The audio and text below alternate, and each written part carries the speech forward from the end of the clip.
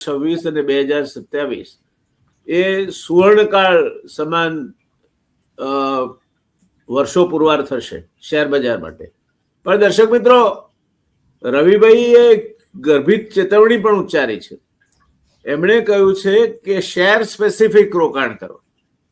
બધું જનરલ તમને મરજી ભાવે તેમ નહીં.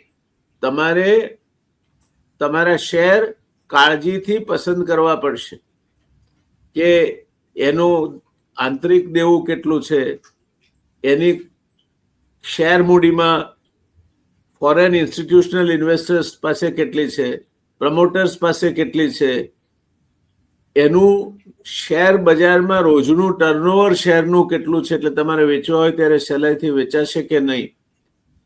સામાન્ય રીતે એને બોનસ ક્યારે આપ્યું હતું ભૂતકાળમાં, સામાન્ય ટ્રેડિશન પ્રમાણે એનું વલણ શું રહે છે, કંપની કન્ઝર્વેટિવ છે કે ડિવિડન્ડ ઉદારતાથી આપે છે, બોનસ ઉદારતાથી આપે છે. આ બધા અભ્યાસ કર્યા બાદ તમે જો રોકાણ કરશો તો મને લાગે છે ત્યાં સુધી એ ઉગી નીકળશે.